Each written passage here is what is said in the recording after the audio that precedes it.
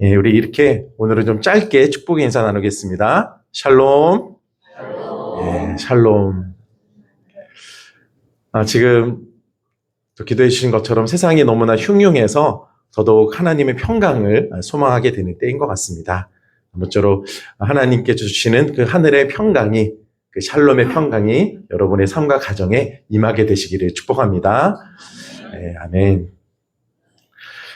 여러분들 성경을 보시면서 예수님께서 하셨던 그 비유의 말씀들을 많이 접하실 텐데요. 제가 예수님의 그 비유 말씀을 읽을 때마다 깜짝깜짝 놀랄 때가 많습니다. 담고 있는 내용은 정말 영적으로 너무 깊은데 그것을 어렵지 않게 굉장히 일상적인 소재를 사용해서 누구나 이해하기 쉽도록 말씀해 주시기 때문입니다. 사실 설교하는 저로서는요, 정말 부럽습니다. 저도 어쩌면 그런 부류의 사람일 수도 있는데요. 어떤 사람은 아주 쉬운 이야기도 어렵게 설명을 하는 사람이 있습니다. 그래서 도통 무슨 얘기인지 이제 알아듣기 어렵게 말하는 사람이 있는데요. 혹시 제가 그런가요? 다행입니다. 그렇게 대답해 주니까 위로가 됩니다. 반면에 예수님은요, 굉장히 어려운 이야기인데 그것을 쉽게 말씀해 주십니다. 자, 오늘 본문도 마찬가지인데요. 우리 오늘 본문이 시작되는 1절 말씀 함께 읽도록 하겠습니다. 시작.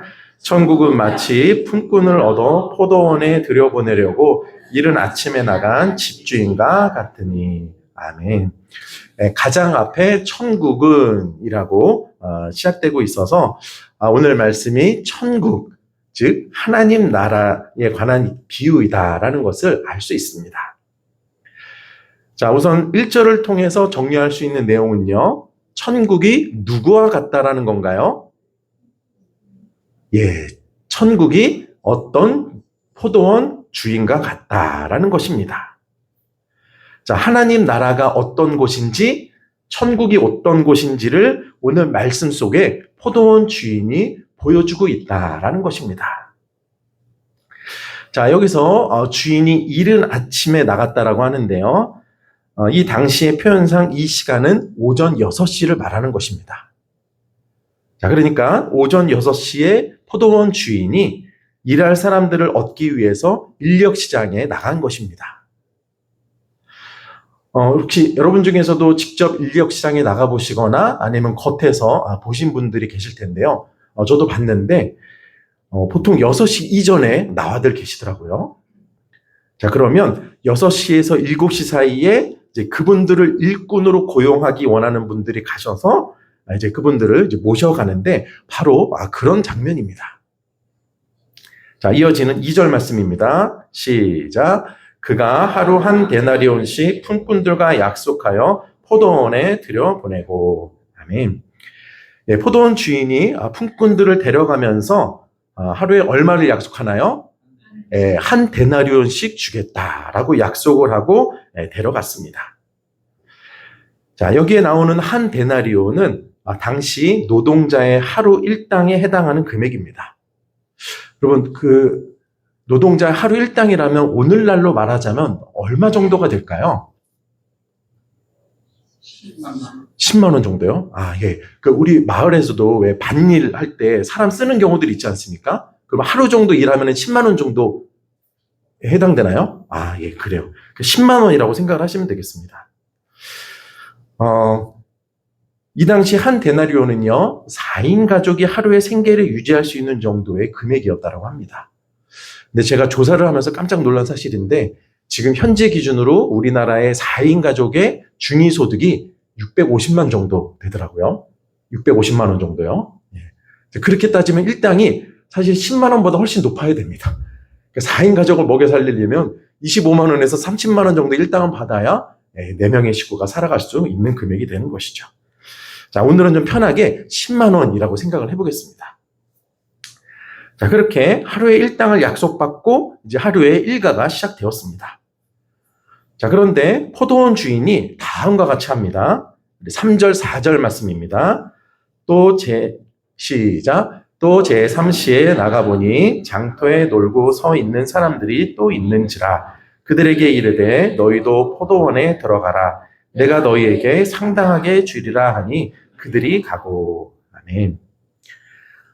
유대인들의 0시는 오전 6시를 말하거든요. 자, 그러면 3시는 몇 시가 되는 걸까요? 오전 9시가 되는 겁니다. 그러니까 포도원 주인이 오전 9시에 다시 인력시장에 나간 것입니다. 자, 그랬더니 그곳에 놀고 있는 사람들이 있었다라고 하는데, 여러분 여기서 오해하시면 안 되는 게요. 여기서 놀고 있다라는 거는 막 신나게 놀고 있다라는 의미가 아닙니다. 우리가 보통 일을 안 하고 쉬고 있으면 뭐라고 얘기를 하죠? 놀고 있다. 그렇게 표현하는데 딱 그 표현입니다. 지금 일을 찾지 못한 사람들이 그 자리에 있었다라는 것이죠. 그래서 그 모습을 본 주인이 그 사람들도 데리고 옵니다. 자, 그런데 이어지는 장면에서 좀 이해하기 어려운 모습이 나옵니다. 자, 5절, 6절 말씀도 함께 읽겠습니다. 시작. 제6시와 제9시에 또 나가 그와 같이 하고 제11시에도 나가보니 서 있는 사람들이 또 있는지라.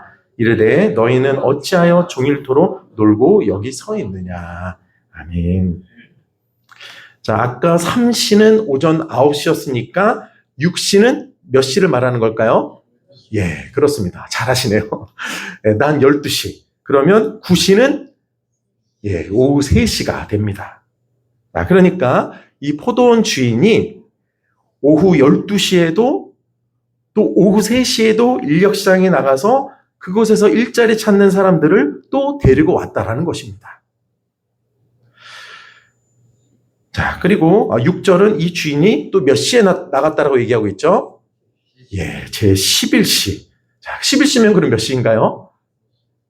오후 5시입니다. 자, 오후 5시에 또 나간 것입니다. 그랬더니 그 시간까지도 일을 찾지 못한 사람들이 있는 것을 보게 되었습니다. 자, 그래서 어떻게 하다가 지금까지 그 자리에 서 있느냐라고 물었고 그들이 이렇게 대답을 했습니다. 우리 7절 말씀 함께 읽겠습니다. 시작. 이르되 우리를 품꾼으로 쓰는 이가 없음이니이다. 이르되 너희도 포도원에 들어가라 하니라. 아멘. 그들은요, 우리를 품꾼으로 써주는 사람이 아무도 없었습니다. 라고 대답을 합니다. 자, 그러자 이 포도원 주인이 그럼 너희도 우리 포도원에 가서 일을 하라. 라고 합니다. 자, 그리고 이제 일이 끝나는 오후 6시가 곧 되었습니다. 자, 그래서요, 이 포도원 주인이 청지기들에게 그날의 일당을 나눠주라라고 했는데 좀 이상한 지시를 여기서 합니다. 자, 우리가 방금 살펴본 것처럼요, 지금 포도원 안에는 6시부터 일한 사람, 9시부터 일한 사람, 12시부터, 3시부터, 또 오후 5시부터 일한 사람이 있습니다. 자, 여러분, 그러면 일당을 나눠줄 때 누구부터 줘야 맞는 건가요? 네, 그렇죠.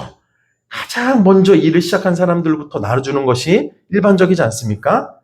자, 그런데 이 포도원 주인이 거꾸로 하라라고 지시를 합니다.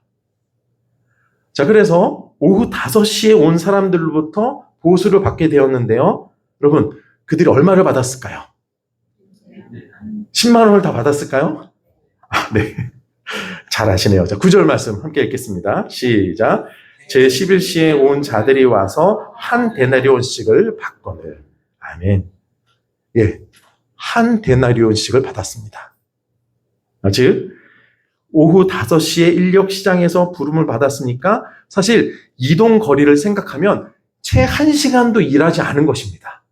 자, 그런데 그런 사람들에게 10만 원의 일당을 준 것입니다. 자, 여러분, 이때 5시에 온 사람들의 마음이 어땠을까요? 정말 기뻤겠죠. 1시간도 채 일하지 않았는데 하루 일당 전체를 다 받게 되었으니 얼마나 기뻤을까요? 일명 땡 잡았다라는 마음이 아마 들었을 것 같습니다. 자, 그러면 이때 줄을 서서 자신의 차례가 오기를 기다리던 그 사람들의 마음은 어땠을까요? 설레었을 것입니다. 왜요? 그렇죠. 제일 늦게 온 사람이 10만 원 받았으니 나에게는 얼마나 더 줄까 하는 기대감이 생겼기 때문이죠. 자, 그런데 그 결과가 어땠는지 우리 10절 말씀 함께 읽겠습니다. 시작. 먼저 온 자들이 와서 더 받을 줄 알았더니 그들도 한 데나리온씩 받은지라. 아멘. 얼마 받았다고요? 한 데나리온씩. 10만 원을 받았다는 이야기입니다. 자, 바로 여기서부터 문제가 일어납니다. 자, 그래서 그들이 다음과 같이 반응을 하는데요. 자, 우리 11절, 12절 말씀도 함께 읽겠습니다. 시작. 받은 후 집주인을 원망하여 이르되 나중 온 이 사람들은 1시간밖에 일하지 아니하였거늘 그들을 종일 수고하며 더위를 견딘 우리와 같게 하였나이다. 아멘. 자, 포도원 주인을 원망하기 시작했습니다. 자, 누가 원망했을까요? 그렇죠. 제일 먼저 일하기 시작한 사람들이 원망하기 시작했습니다. 이스라엘 지역에서 포도 수확은요, 늦여름인 8월에서 9월 정도에 이루어지는데, 우리보다는 좀 빠른 건가요? 비슷한가요? 우리나라, 좀 비슷하죠? 예, 이제 그 시기가 되는데, 특히 이스라엘에는 8월이나 9월쯤에 불어오는 바람이 있습니다. 자, 그것이 시원한 바람이 아니고요, 아라비아 반도에서 불어오는 아주 뜨거운 바람입니다. 자, 그 바람이 홍해 바다를 마르게 했던 그 바람입니다. 자, 그러니까 오전 6시부터 일한 사람들은요, 여름 햇볕도 뜨거운데 불어오는 그 뜨거운 바람까지 맞으면서 하루 종일 힘들게 일한 사람들이었습니다. 자, 그런데 꼴랑 1시간밖에 일하지 않은 사람이 똑같은 일당을 받으니 지금 그들이 화가 난 것입니다. 그래서 어떻게 그럴 수 있냐며 지금 흥분하며 따져 묻고 있습니다. 여러분, 지금 화가 난 이분들의 마음이 이해가 되시나요? 네, 이해가 됩니다. 아마 저였어도 그랬을 것 같습니다. 여러분 어떠세요? 네, 대부분 끄덕끄덕 하시는 것 같습니다. 네. 이 시점에서요, 이 포도원 주인에 대해서 좀 한번 생각해 보면 좋겠습니다. 여러분, 이 포도원 주인이 어떤 사람인 것 같으세요? 좋은 사람인 것 같으세요? 아니면 좀 이상한 사람인 것 같으세요? 예, 이상한 사람, 답이 나왔습니다. 공정한 사람인 것 같으세요? 아니면 그렇지 않은 사람 같으세요? 예. 공정하진 않은 것 같은데, 그렇다고 나쁜 사람이라고 이야기하기도 좀 그렇고, 또 그렇다고 좀 정상은 아닌 것 같고, 아무튼 이 포도원 주인에 대해서 복잡한 마음과 생각이 우리 안에 들 것 같습니다. 자, 그렇다면 이 주인의 입장을 한번 들어보도록 하겠습니다. 자, 우리 13절 말씀 함께 읽도록 하겠습니다. 시작. 주인이 그 중에 한 사람에게 대답하여 이르되 친구여, 내가 내게 잘못한 것이 없노라. 내가 나와 한 데나리온의 약속을 하지 아니하였느냐. 아멘. 이 포도원 주인이요, 자신은 잘못이 없다라고 말을 합니다. 왜냐하면 아침에 일하기로 했을 때 얼마를 약속한 거예요? 네, 한 데나리온을 약속했기 때문입니다. 자, 요즘처럼 근로계약서를 쓰지는 않았겠지만 하루의 일당이 얼마인지를 정확하게 약속하고 그 약속한 금액 그대로 줬는데 뭐가 문제냐는 것입니다. 자, 여러분, 이거는 맞는 얘기인가요? 틀린 얘기인가요? 맞는 얘기죠. 예. 이 얘기만 들으면 이 얘기는 맞는 얘기입니다. 여러분, 그래서 항상 양쪽의 얘기를 다 들어봐야 되는 거더라고요. 자, 그럼 여러분, 문제는 지금 어디에 있는 건가요? 주인의 문제인가요? 아니면 괜한 기대를 한 일꾼들의 문제인가요? 그것도 좀 애매합니다. 주인이 틀린 것은 아니지만 그렇다고 좀 정상은 아닌 것 같고, 일찍 온 사람들의 이야기에도 꽤 우리가 공감이 되어서 무엇이 문제인지 판단하기가 참 쉽지 않은 것 같습니다. 설교 시간만 아니면 여러분과 이 문제를 가지고 한번 토론을 하면서 이야기를 나누는 것도 참 좋겠다라는 생각이 듭니다. 자, 이때요, 주인이 이렇게 이야기를 합니다. 자, 우리 14절, 15절 말씀도 함께 읽겠습니다. 시작. 내 것이나 가지고 가라. 나중 온 이 사람에게 너와 같이 주는 것이 내 뜻이니라. 내 것을 가지고 내 뜻대로 할 것이 아니냐. 내가 선함으로 내가 악하게 보느냐. 아멘. 예, 포도원 주인은 나중에 온 사람에게도 하루 종일 일한 사람과 똑같은 일당을 주는 것이 바로 나의 뜻이다 라고 말을 합니다. 자, 여러분, 하루 종일 일한 사람에게 10만 원을 주고 1시간밖에 일 안 한 사람에게도 10만 원을 준다면 결국 누구 손해인가요? 예, 주인 손해입니다. 사실 일당이라는 것은요, 그냥 계산되는 것이 아니고요, 하루 종일 일한 사람을 통해서 얻을 수 있는 적절한 이익을 기준으로 계산을 합니다. 자, 그러니까 한 사람이 하루 종일 일할 때 주인에게 10만 원 이상의 수익이 들어오기 때문에 그 일당을 주는 것입니다.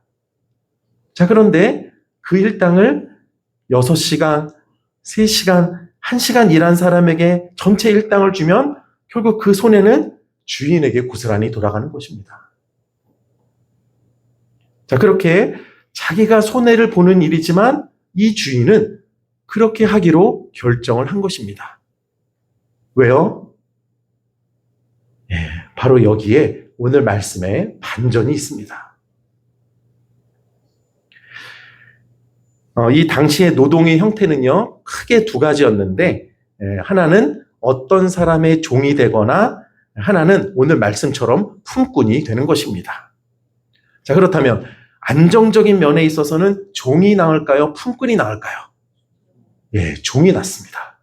왜냐하면 종은 주인이 거할 곳, 잘 곳, 먹을 것을 다 책임져 주기 때문입니다.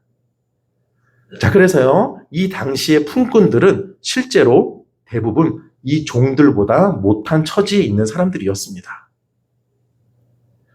품꾼들은 대부분 그야말로 하루를 벌어서 하루를 먹고 살아가는 사람들이었습니다. 내가 그날 일하지 않으면 가족들 전체가 굶을 수밖에 없는 상황이었습니다. 자, 그렇다면 여러분, 어떤 사람들이 오전 6시에 부름을 받았을까요? 예, 그렇습니다. 아마 지금도 똑같을 텐데요. 인력시장에서 잘 고용되는 분들이 계십니다. 기술 가진 분들, 힘센 분들, 또 봤을 때 일 잘할 것처럼 생긴, 아주 단단하게 생긴 분들이 먼저 부름을 받으십니다. 자, 그렇다면 시간이 지나도 부름을 받지 못하는 분들은 어떤 분들이라는 의미일까요? 예, 그렇습니다. 뭔가 부족함이 있고 연약함이 있는 분들이라는 것입니다. 일을 감당하실 만큼의 체력이나 신체적인 조건을 갖추지 못한 분들이라는 것입니다.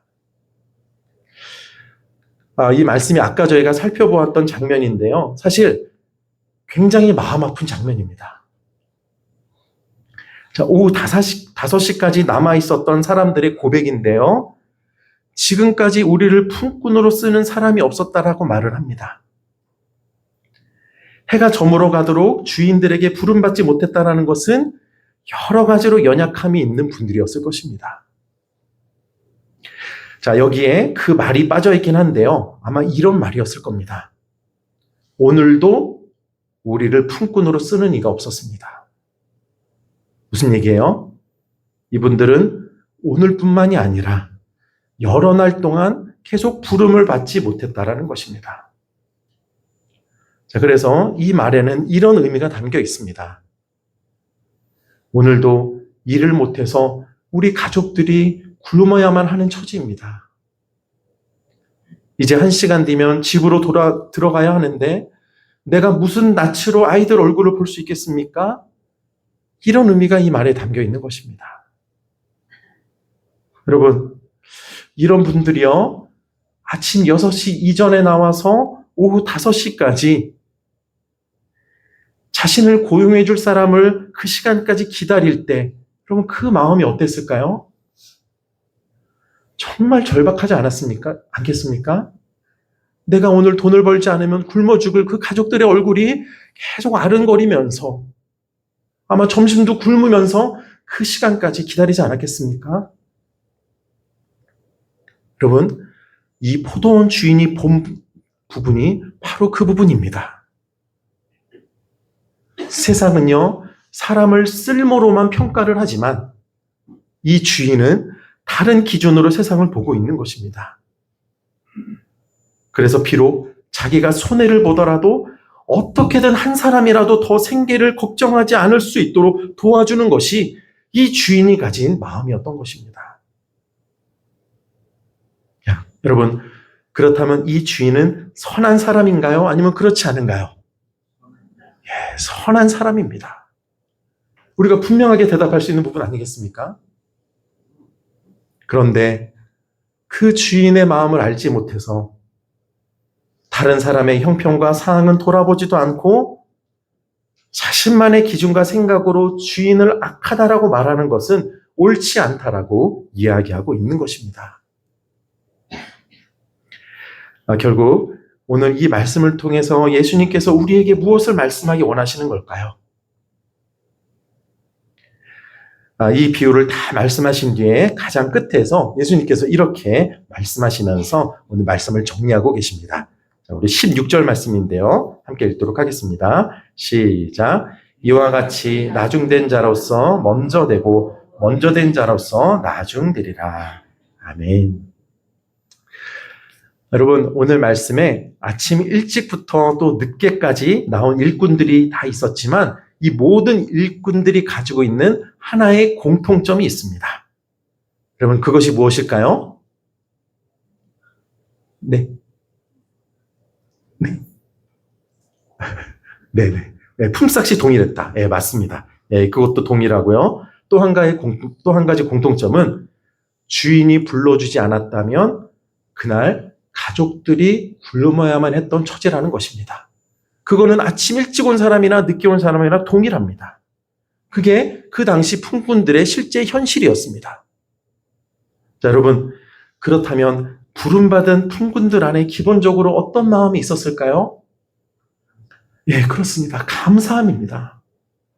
나를 일꾼으로 써주신 주인에게 감사한 마음입니다. 나를 써주셔서 오늘 저녁 우리 식구들이 맛있는 밥을 먹을 수 있도록 해주신 그 주인께 감사한 마음입니다. 일을 끝내고 맛있는 것을 사들고 집에 들어갔을 때 기뻐할 아이들과 그 가족들 모습을 생각하면서 상상하며 기뻐하는 마음입니다. 비록 몸은 힘들지만 일하는 내내 그런 마음이었을 것입니다. 그런데요, 어느 순간부터 아침 일찍 온 사람들에게서 그 마음이 보이질 않습니다. 감사와 기쁨은 온데간데 없이 사라지고 불평과 불만으로 가득 차 있습니다. 왜요? 주인의 마음을 몰랐기 때문입니다. 자신의 기준으로만 주인을 바라보고 있었기 때문입니다. 여러분, 오늘 이 말씀은요, 사실 그 사람들의 모습이 바로 우리의 모습일 수도 있다라는 것을 말하고 있습니다. 우리가 그리스도인이 되었다라는 것은요, 우리가 지금 이 자리에 앉아서 예배드리고 있다라는 것은요, 우리가 하나님께 부름을 받았다라는 것입니다. 자, 그럼 우리가 하나님께 부름을 받았다라는 것은 어떤 의미인가요? 오늘 말씀처럼 오늘 하루 우리 가족이 굶지 않게 되었다라는 것입니다. 그처럼 영적인 허기와 굶주림 속에서 살던 우리를 불러주셔서 영의 양식으로 우리를 배부르게 하시고 다시는 배고프지 않는 양식을 자녀들에게까지 먹일 수 있는 그 길로 우리를 불러주신 것입니다. 여러분, 세상 어디에서 우리가 그 은혜를 받을 수 있겠습니까? 네, 받을 수 없습니다. 어디에서도 그 은혜를 받을 수 없습니다. 그래서 우리가 하나님께 부름을 받았다라는 사실을 생각하면 그 사실만으로도 그저 감사하고 기쁩니다. 여러분, 그렇지 않습니까? 그런데요, 어느 순간부터 그 마음이 사라질 때가 있습니다. 마음이 자꾸만 날카로워질 때가 있습니다. 마음이 딱딱해질 때가 있습니다.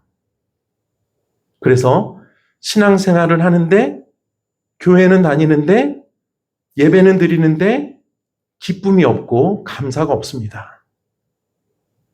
여러분, 혹시 지금 여러분의 마음 상태는 어떠신가요? 만약 신앙생활을 하고 계시는데 감사가 없고 지금 기쁨이 없으시다면 어쩌면 여러분이 지금 이 말씀처럼 나중된 자가 되어 계신 것일지도 모르겠습니다. 여기서 먼저 된 자와 나중된 자는요, 단지 순서를 말하는 것이 아니고요, 상태를 말하는 것입니다. 자, 먼저 된 자의 상태는 뭐예요? 감사이고 기쁨입니다. 그리고 반대로 나중된 자의 상태는 불평이고 불만이고 날카로움과 딱딱함입니다. 여러분, 우리는 오늘 말씀 속에 아침 일찍부터 부름을 받은 품꾼일까요? 아니면 오후 5시에 부름받은 품꾼일까요? 한번 생각해 보세요. 여러분은 어떤 일꾼인 것 같으세요? 사실 오후 5시에 온 사람들에 훨씬 더 가깝습니다. 왜요? 우리는 하나님께 부름을 받을 만한 자격과 조건을 가지고 있지 않은 연약한 존재이기 때문입니다. 그렇지 않습니까? 하나님이 우리를 불러주지 않으셨다면 가족들이 쫄쫄 굶을 수밖에 없는 사람들이었고 제대로 살아갈 수 없는 사람들이었습니다. 그래서 5시에까지 남겨져 있는 사람들과 우리랑 비슷합니다. 자, 그런데 그런 우리에게 하나님이 어떻게 하셨습니까? 그런 자격 없는 우리를 오후 5시까지 찾아오셔서 우리를 불러주셨습니다. 그렇다면 우리에게 하나님께 부름을 받았다는 그 사실 자체로 그저 감사하고 그저 감격하고 그저 기뻐할 수밖에 없습니다. 그런데 왜 언제부터 우리의 마음이 이렇게 딱딱해진 걸까요? 왜 언제부터 상대의 허물이 그렇게 크게 보이면서 날카롭게 반응하는 우리가 된 것일까요? 왜 신앙생활을 하는데, 교회는 다니는데, 예배는 드리는데 우리에게 감사가 없고 기쁨이 없는 걸까요? 그것은 우리가 하나님 아버지의 마음을 잃어버렸기 때문입니다. 우리가 하나님이 누구신지를 우리가 지금 잊어버렸기 때문입니다. 여러분, 하나님 아버지의 마음은 연약한 자를 향하고 계십니다. 사실 그 덕분에 우리가 이 자리에 있는 것 아니겠습니까? 그런데 우리는 어느 순간 신앙의 연륜이 쌓여 있다는 이유로 하나님이 하시는 일을 내 기준에서 판단하고 다른 사람도 판단하며 그러면서 날 불러주신 감사와 기쁨마저도 잃어버리고 살아가고 있는 것은 아닌가요? 여러분, 우리 모두 회복되었으면 좋겠습니다. 잃어버린 감사와 기쁨을 되찾았으면 좋겠습니다. 그러기 위해서 하나님 아버지의 마음을 아는 우리 모두가 되었으면 좋겠습니다. 아멘.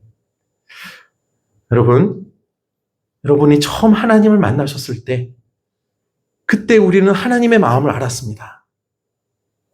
이렇게 연약한 자를, 이렇게 죄 많은 자를 외면하지 않으시고 오후 5시까지 찾아오신 그 하나님의 사랑에 우리는 감격하지 않았습니까? 그때 눈물 흘리지 않았습니까? 자, 그러므로 하나님을 처음 만났던 그 은혜와 감격이 우리 안에 다시금 되살아나고 이제는 그 마음이 우리 안에 다시금 사라지지 않으므로 우리의 신앙생활 속에 늘 감사와 기쁨이 넘치고 우리를 통해 또 연약한 분들이 살아나는 역사가 이루어지게 되기를 간절히 축원드립니다.